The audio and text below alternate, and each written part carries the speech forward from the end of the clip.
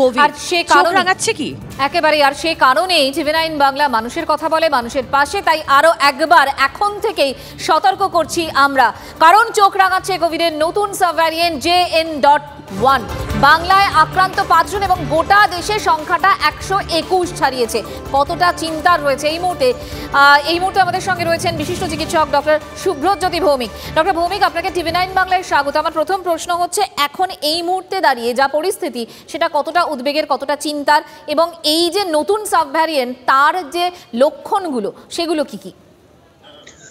প্রথমেই বলি যে এই যে নতুন সাবভ্যারিয়েন্ট, এটা নিয়ে খুব চিন্তা করার দরকার নেই। কেন কি সারা বিশ্বে এবং আমেরিকায় এই ভ্যারিয়েন্টটা প্রথম দেখা যায়, JN.1 যেটা, এর সংক্রমণ ক্ষমতা অত্যন্ত বেশি কিন্তু মারণ ক্ষমতাটা কম। তো যেটা সরকার বলছেন, যেটা WHO বলছে যে আমাদের এই সংক্রমণটা কমানোর জন্য কোভিডের যা যা বিধি আমরা মেনে চলেছিলাম, যেটা ইতিমধ্যে আমরা বিসর্জন দিয়েছি, সেটা আমাদের এখন করা উচিত।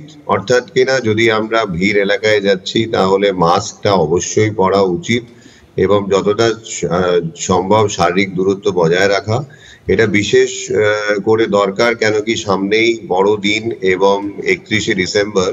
তো সেই ক্ষেত্রে বলবো যে ইনফেকশনটা হচ্ছে এবং ইনফেকশনে যা যা কোভিডের আগে সিমটমস ছিল, যেমন গলা ব্যথা, জ্বর, সর্দি কাশি, গা হাত পা ব্যথা এবং গন্ধ চলে যাওয়া, নাকে গন্ধ শোকার বা টেস্ট যে পারসেপশন সেগুলো চলে যাওয়া, সেগুলো এই নতুন ভ্যারিয়েন্টেও আছে। ডক্টর ভৌমিক, সেক্ষেত্রে তো এই মুহূর্তে ঘরে ঘরে আমরা দেখতে পাচ্ছি সর্দি কাশি এগুলোও রয়েছে, সেক্ষেত্রে কি করণীয়? দেখুন, ঘরে ঘরে যে সর্দি কাশিটা হচ্ছে সেটা কমনলি এখন ডিসেম্বর জানুয়ারিতে ইনফ্লুয়েঞ্জা ভাইরাসের একটা আউটব্রেক হয়, সেটাই হচ্ছে ফ্লু, যেটা আমরা বলি কমনলি ফ্লু।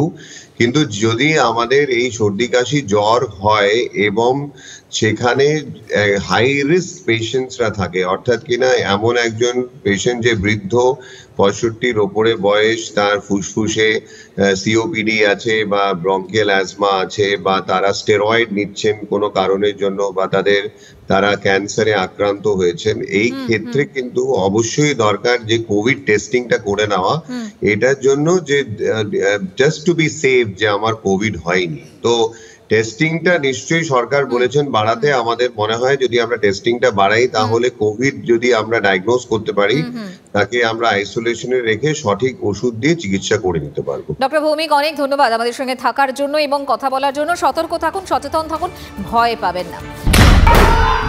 খবরের শুরু থেকে শেষ কথা, দিনভর যা যা ব্রেকিং এক নজরে দেখে নিন। একের পর এক খবর, জেলা থেকে শহর, দেশ থেকে বিদেশ, না দেখলেই মিস। খবরের ধামাকা মানে 4:40 প্রতিদিন বিকেল 4টে টিভি9 বাংলায়। টিভি9 বাংলা, না দেখলেই নয়।